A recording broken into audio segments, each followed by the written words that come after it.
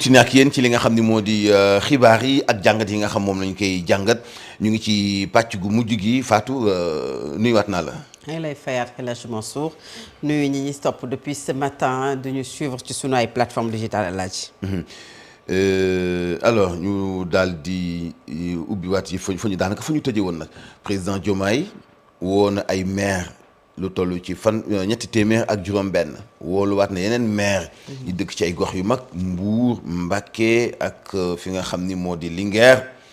alors Diomaye itam dina lancer parti politique am le 8 août. mais balaay boobu itam dina dalal Macky Sall waaw. waaw drôle de coïncidence Mansour. coïncidence ou programmée. waaw question moo la tax rek ma ne drôle de coïncidence.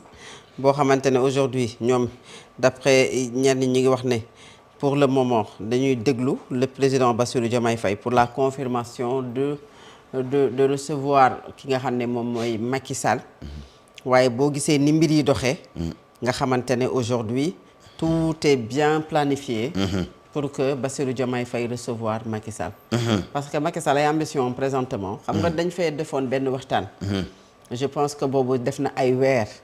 ma ne ñaar moo am c'est comme une forme de chantage soutenir ma à défaut de me soutenir ma ñëw Sénégal te su ma ñëwee Sénégal su ma ñëwee Sénégal damay continuer sama trajectoire politique bi nga xam ne ci la nekkoon mi ngi ci certes ba tey mais bu boobaa dina massifier APR te dina ñëw duggaat ci seen politique bi léegi nag ñaar moo mën na am soit nga soutenir ma man bu boobaa lépp loo xam ne jëm na ci ay ca Nations Unies lépp loo xam ne jëm na ci ay ambition présidentielle fii ci réewu Sénégal dama koy fàtte teg ko ginnaaw jublu ci Nations Unies bi wala souteniroo ma mi ngi nii damay ñëw Sénégal pour politique pour également ñëw jël li nga xam ne moom laa moom loolu xam nga yàggoon na je pense que benn jour j'avais analysé comme lu mel noonu entre temps nag li ñu naan politique du xëy rek maanaam day xëy rek wasin le plus souvent da ngay gis ne day am ay circonstances yoo xamante ne wala ay événements yoo xam ne moom mooy changer ni nga xamante ne moom la analyse bi doxee lu ñu loolu la ñu moo tax ñu naan analyse bi day évoluer entre temps le président de la République a fait une sortie boo xamante ne je pense que ne li am dernier moment Mansour lu ci bari ci Bassirou Diomaye Faye ci loo xam ne xaaru ko woon te mu am bokk na ca sa déclaration du 2 mai pour man sortie 2 mai bi c'était une sortie bu mu doon génnee li nekk ci moom parce que il n'en pouvait plus muy génnee lu nekk ci moom comme une personne qui étouffait et ci loolu la question des journalistes concernant moom ndax day soutenir Macky Sall am déet réponse ba mu ca def réponse bu maladroite la pour moom su fekkee ne nit koo xam ne la da nga am ay ambition da nga am foo bëgg a dem te da ngaa bëgg a massifier parce que boo leeralee ne man du ma soutenir ki nga xam ne moom mooy Macky Sall moom Bassirou Diomaye Faye nga wax ne ñi ngi wër di dem fu nekk waaye ñëwuñu ci yow nga leeral na yow souteniroo ko su fekkee ne amoo ambition bëggoo koo xamante ne nekkoo di grignoter parti yi amoo parti politique séparé woo ak sa premier ministre soo ko waxee Mansour dinañ ne kii mais su fekkee da nga am yeneen xembamteef nga wax ko fekk na yow yaa ngi politique yaa ngi ci ay calcul politicien soo ko waxee ki nga xam ne moom nga jàkkaar loolu muy Macky Sall boo seetloo depuis lors entre APR ak ki nga xam ne mooy Bassirou Diomaye Faye climat bi tàmbali woon na neex mais dafa commencé après dina xari gis nañu fi bi nga xam ne ñu ngi voté article L29 L30 bi ñëpp sañaxalee waa APR ne leen vous avez un groupe parlementaire mun ngeen déposer recours à l'Assemblée nationale dañu ne moom na ko defaral boppam pour mettre Bassirou Diomaye Faye dos au mur pour que mu jël ay responsabilités tey la modification des articles L29 L30 bokk na ci li nga xam ne neexu ko parce que moom moo ko wax nee na député yi dañ ko court-circuité alors que loolu mi ngi woon ci avant projet yi mu jébbal kon moom d'accord ci kon ci meram bi taxoon mu génn le 2 mai modification L29 L30 yi ci la bokk xëy na bëggoon na ko ci jàppale pour jébbalal ko recours parce que boobu fekkagul mu séparé wu ak Ousmane Sonko mais xëy na am na lu mu doon bañ muy ñu ne dafa déposer recours pour bañ Ousmane Sonko nekk candidat est-ce que vous comprenez Mansour mu bëgg ko defal APR ne ko prenez vos responsabilités defaral ko sa bopp parce que boobu APR ak Macky Sall mere nañu Bassirou Diomaye Faye suite à sa sortie du 2 mai ñu demaat encore ci li nga xam ne mooy réintégration d'Ousmane Sonko ñoom ñu toog ne lii kat ñoom mënuñu ci dara pour bàyyi ko moom mi nga xam ne mooy président de la République mu xool ban décision la ciy jël finalement boo seetloo toog nañu une semaine après ci la Tafsir Toye un non inscrit ànd ak nombre bi nga xam ne moom la ñu soxla pour que ñu doon ko introduire mais APR porté wu ko nekkul l'initiateur de ce recours donc dafa mel ne genre defante boo xamante ne si tu ne me soutiens pas man également am naa arme am naa ay matuwaay man damay croiser la sama bras di la seetaan ak ki nga xamante ne moom moo nekkoon sa premier ministre parce que yéen ngi ci confrontation maintenant vous me soutenez je suis là et je suis ouvert et je peux même vous accompagner politique la ñuy def Mansour maanaam c'est du donnant-donnant donc que Macky Sall vienne au Sénégal et que Bassirou Diomaye Faye finalement mu changer avis ci soutenir Macky Sall à la présidence des Nations Unies c'est parce que en retour Mansour dafa am lu muy espérer ci ki nga xamante ne moom mooy Macky Sall parce que pour le moment soxla na ko beneen bi nag moom mooy aujourd'hui Bassirou Diomaye Faye bii dalal ay formation bii dalal ay maire di dalal ay élus di dalal ay nit yoo xamante ne pour que mu soppi coalition bi nga xam ne ci la nekkoon en parti politique mën na ci am lu mu ci am comme réussite mais Mansour un parti politique ça se construit jamais dans l'histoire politique du Sénégal nit demul ba accéder au pouvoir nekk fa pendant 2 ans door a créer parti politique mosu ko gis kenn Senghor ne l'a pas fait Abdou Diouf ne l'a pas fait Abdoulaye Wade defu ko Macky Sall defu ko c'est seul Bassirou Diomaye Faye moom moo toog ci bopp réew pendant 2 années door a commencé nag am xembemteef pour créer un parti politique léegi parti politique boobu nga xamante ne moom lay créer ba tax mu ciy xëcc yenn maires yi pour d'abord ñëw ci ñi nga xamante ne jàpp nañu ne ñoom dañoo am quitus su seen localité ba ñu bëgg ko jébbal pour man Bassirou Diomaye Faye mi yàgg def ay discours Mansour yàgg a wax ci li nga xam parce que boo seetloo li mu wax ci Bassirou Diomaye Faye dafa bari tellement wax na ba wax ci ñi nga xamante ne ñoom ñooy transhumé te lii c'est juste de la transhumance politique mooy yow xam nga ne yaa ngi jiite une localité non déguisé wuñ ko sax ñoom ñoom déguisé wuñ ko dañ koy c'est-à-dire dañ koy bañ nangu ñoo tudd baat dañ koo bañ mais transhumance la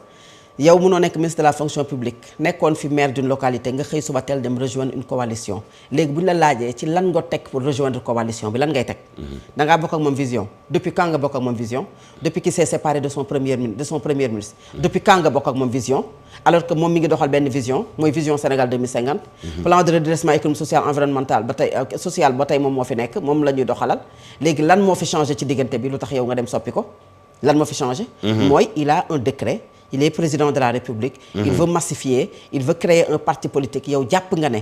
askan wi nga jiite soo moytuwul ay xar nga leen def ci sa localité ba tax na foo leen diri ñu ànd ak yow dem gis nga le président Macky Sall bi ñuy wax nii bi mu jotee ak waa parti démocratique sénégalais lépp lu ko Abdoulaye Wade joxoon daf ko bàyyi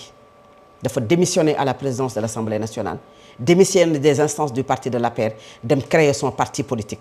yow mënoo parti jox la lim la jox lépp Mansour nga jóge ci parti boobu jël nit ñi nga xamante ne ñoom nga jiite ci gox bi te bi ngay jiite ci gox bi da nga demoon laaj leen ci lan nga leen laajoon mooy dafa amoon ay liste muy liste bii mi ngi fi liste Yewwi Askan Wi mi ngi fi liste Benno Bokk Yaakaar mi ngi fi d'autres listes étaient là am ñoo xam ne sax ay candidats indépendants la ñu woon ñooñu def le choix tànn la parce que benn projet la ñu gëm tànnuñu sa yow mais tànnuñu la Mansour parce que da nga ñuul parce que da nga am sàkkar yàlla Mansour tànnuñu la parce que diw dafa xees ma tooñ la tuuti tànnuñu la parce que diw dafa njool mais tànnuñu sa jëmm mais dañoo tànn parce que vous leur avez présenté Mansour benn document boo xamante ne loolu la ñu tuddee contrat de législature pour un député loolu la ñu tuddee également contrat ci ki nga xamante ne mooy programme maire bi nga xam ne moom nga jiite nga jël loolu yëpp jébbal ko président bi et pourquoi Sénégal ñun ñu lewal politique Idrissa Seck qui était avec Ablaye Wade bi mu génnee ci Abdoulaye Wade ñi nga xamante ne tey Idrissa Seck ñoom la doon àndal Ablaye Wade di ko combattre ñoom ñu ëlbatiku di ko combattre Macky Sall qui était avec Abdoulaye Wade ñi nga xam ne ñoom la àndaloon jàkkaarloo ak opposition bi ba mu bàyyee Abdoulaye Wade ñeneen ñoom ñi nga xam ne ñoom la àndaloon ñoom ñoo ëlbatiku di ko combattre aujourd'hui nag li mu am Sénégal musul am mooy tu es dans un parti politique bi nga xam ne moom moo la fal à la tête de ce pays là parti politique boobu dem nga séparation ak moom ces gens hommes et femmes yi nga xam ne ñoo doon combattre ce parti politique di la combattre yow di la combattre yow ñoom ñoo ñëw lewal sa ànd ak ñoom légitimer ko Sénégalais yi di accepter cette transhumance d'hommes politiques au Sénégal bi ñuy gëmloo ne la politique ce n'est pas quand même les hommes politiques ne sont pas des enfants de cœur politique intérêt la politique ay pexe la politique ay njuuj njaat la ci réewu Sénégal mooy da ngay xool fi vent bi dem nga dem fa pas de conviction Mansour politique da ngay am conviction que nga tudd Bassirou Diomaye Faye nga tudd Ousmane Sonko que nga tudd Barthélémy Diaz ak koo mënti tudd ci réewu Sénégal politique da ngay am conviction am gëm-gëm mu leer la ne yaa ngi ci biir parti coalition politique mënul ñàkk ci bu ñu jëmee ci élection ngeen xam ne yéen da ngeen di taxawal ab coalition ngeen ànd ci mais day fekk ne da ngeen a bokk vision. Pourquoi auparavant on nous parlait de courant, on nous parlait de libéraux, on nous parlait de socialistes, on nous parlait d'école du parti, mais loolu yëpp foo ko gisati parce que arrangé wu leen. Quand c'est bien organisé et structuré, où on dafa am respect ci li nga xam ne mooy conviction yi. respecté doxalin yi bëggatuñu. léegi xam nga lu ñuy seet le plus offrant pour des postes de directeurs généraux, de PCA, de ministre de la République, les gens sont prêts à renier leurs paroles et ça devant leurs enfants, devant leur famille ak ñi nga xam ne ñoom la ñu bokkal koñ te dara du leen ci fekk loolu mooy Sénégal et ñun dañ koy sax nangu. soo waxee ñu ne maanaam garaawaluñu ko garaawaluñu nit koo xamante ne dafa wor Mansour garaawaluñu nit koo xamante ne dafa nax askanam. utiliser leen wax leen ñu gëm ko mu changer dox ba ci kanam mu doxee nu ko neex mel na kuy defee yaa moom a neex te dara du ko fekk ci Sénégal il ne peut-être pas se la sanctionner parce que moom soxlawul sax ay voix. xam nga lu mu soxla ndax ki nga xamante ne moom moo yor décret. ndax ki nga xamante ne moom mooy jël décision pour tout simplement un poste boo xamante ne. ce n'est pas éternel. gis nga bu fekkoon ne pexe Mansour mooy tax nit am réewu Sénégal pour man tous ces maires aujourd'hui qui rejoignent Bassirou Diomaye Faye ils étaient avec Macky Sall et pourtant Macky Sall a perdu. damaa jëlee les élections présidentielles parce que ils peuvent justifier ça par Macky n'était pas candidat c'était Amadou Ba mais aux élections législatives yi nga xam ne moo topp ci élections locales yooyu 2022. après Benno Bokk Yaakaar dafa timboo ak la coalition Yewwi Askan Wi. maire yooyu nga xamante ne tey ñu ngi fi ci yenn localités yi mais les plus grandes villes dans ce pays là ont été presque gagnées par la coalition de l'opposition bi nga xamante ne ñu ngi dem élection locale 2019 bu fekkoon ne pexe mooy tax nit am réewu Sénégal 2024 Bassirou Diomaye Faye du nekk président Mansour parce que du pexe moo ko jox. xam nga pexe jox ko c'est parce que dañoo dem ci élection. Quelqu'un a été empêché d'être candidat il a désigné ki nga xam ne moom la jàpp ne mooy homme de confiance am mooy numéro 2 il incarne li nga xam ne moom doon doxal ak sénégalais yi mu jaay ko nag ci kanamu sénégalais yi jënd loolu lu am yàllaa ko dogal waaye nag sabab lu c'est important et que ñun ñii ñëpp liñ naan balaa ngaa gërëm sax yàlla sunu borom da ngay gërëm nit ba pare sunu borom sax daf koo nangu. donc il y a quelque chose bu produire quelque chose moom moo tax waaye su fekkoon ne ay pexe ak calcul kese nga xam te ne dem nañu ci élection présidentielle bay waaja dugg ci élection ñu naan Benno Bokk Yaakaar dañuy changer candidat ou duñ changer candidat ñi naan Boun Abdallah Dionne yàlla na ko suñu borom yeesal yërmande ci kawam wala Amadou Ba la ñuy mujj reconduire ñi naan y a problème au sein de la coalition ñuy wax ay calcul ñu reporter élection présidentielle ñu jóge fa dem li nga xam ne moom mooy dialogue waxtaane ko jóge fa voté loi dem ne si loolu yëpp du ay pexe dem ci conseil constitutionnel ñaari yoon dàq élection yi ba le 15 décembre conseil constitutionnel a finalement décidé de contenir l'élection présidentielle le 24 mars 2024 waa loolu du ay calcul politique ak i pexe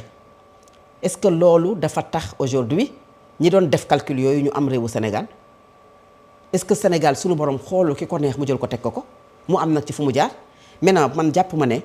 aujourd'hui c'est vrai que ce n'est pas un crime et je le répète que quelqu'un am ay ambition wala quelqu'un crée un parti politique waaye parti politique Mansour li ñu naan doom dafa am étape yu muy taxaw maanaam day juddu jàng raam jàng dox nga tàmbali di ko yónni mais juddu rek dox bu amee ma xamante ne kon le pouvoir du décret am na bu baax a baax plus qu'on l'imagine parce que un parti ça se construit maintenant nag élection yi ñu jëm xëy na ci la ñuy nattee xam dëggantaan moom parti boobu nga xam ne le 8 août la koy taxal moom Bassirou Diomaye Faye mais moom leer na ko ne moom leer na ko ne l'adhésion aujourd'hui de plusieurs maires et de plusieurs partis politiques teguñu ko ci ay convictions. xam nga Fatou Diomaye président Diomaye bi muy soog a falu